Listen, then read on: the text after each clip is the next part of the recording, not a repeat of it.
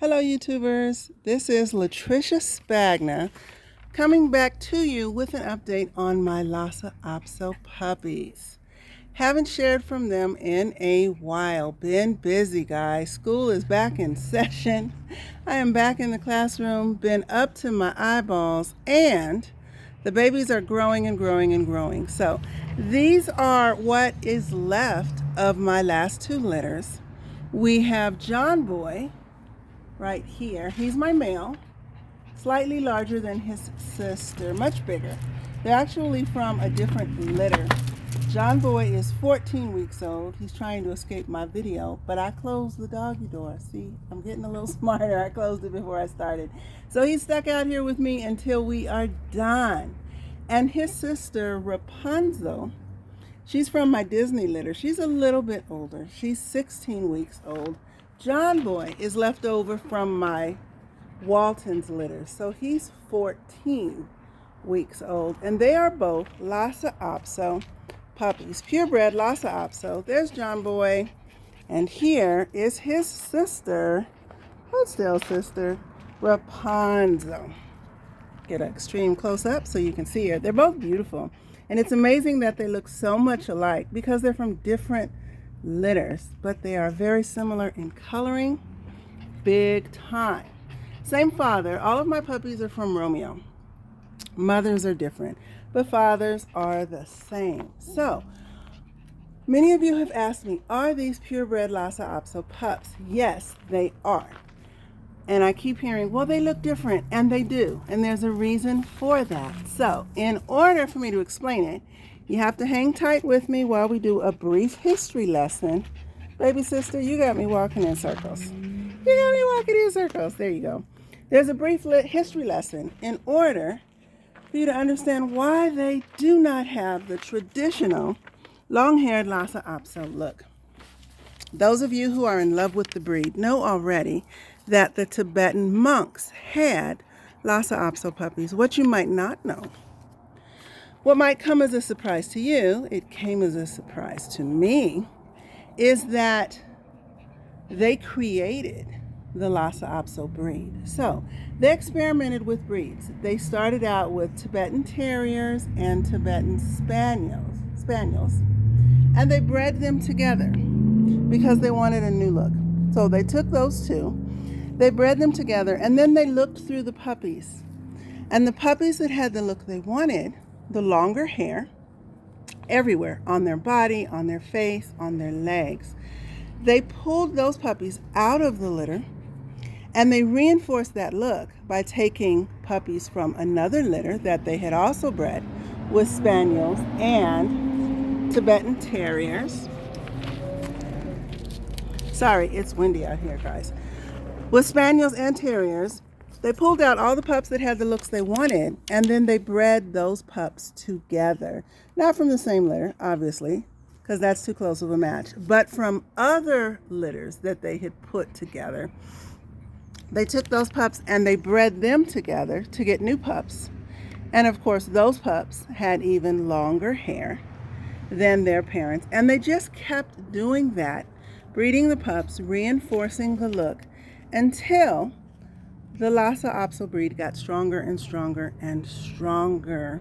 And once they had the look, of course, they got named Lhasa Apso, long-haired Lhasa Apso. And that's pretty much what we have now. So those of us who have long-haired adult Lhasa Apsos, we breed them together, male and female, and you get pups.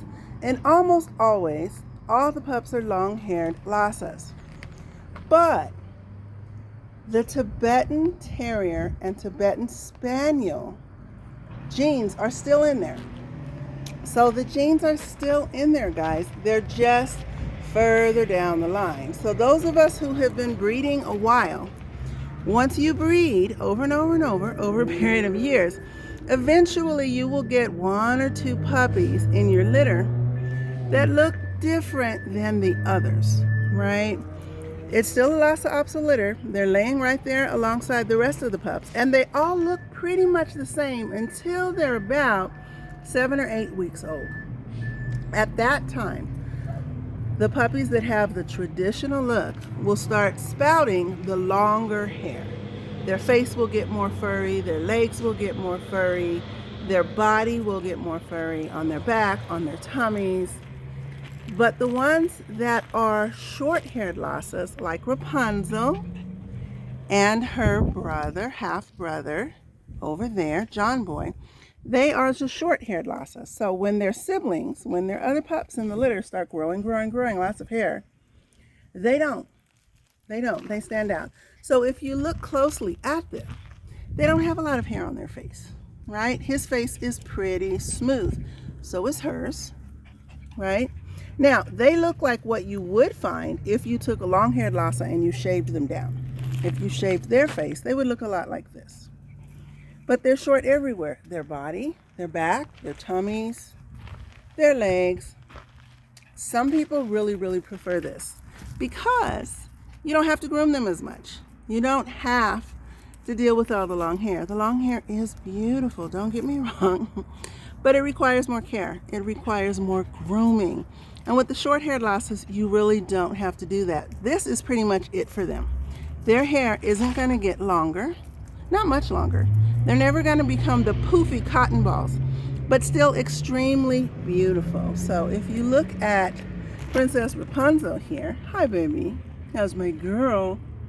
This is pretty much what her coat is going to look like. It's not going to get as long, it's not going to get as tangled, you're not going to get all those burrs in it. You're not going to have to spend as much time either grooming her yourself or taking her to the groomer because she is a short-haired Lhasa. So these are the two that are remaining.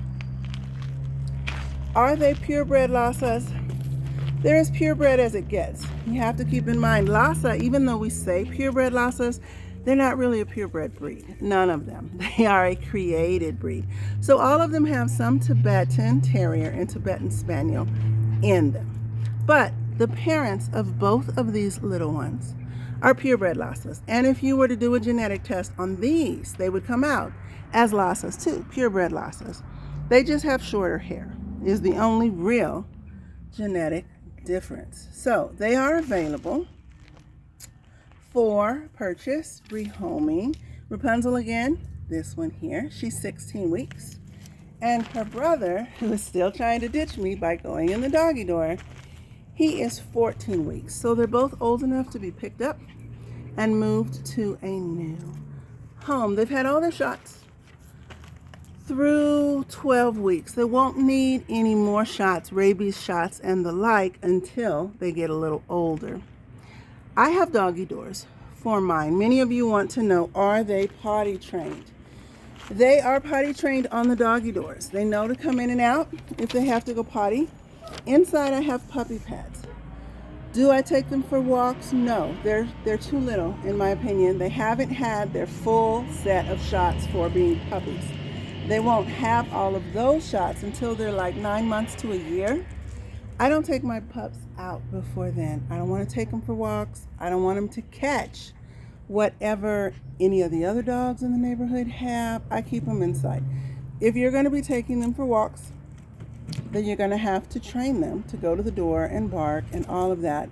But for now, they know to do their business outside if there's a doggy door or on a puppy pad. So if you're transitioning them to going on walks, you might want to use puppy pads in the beginning. Just sit them by the door to get them used to going over by the door.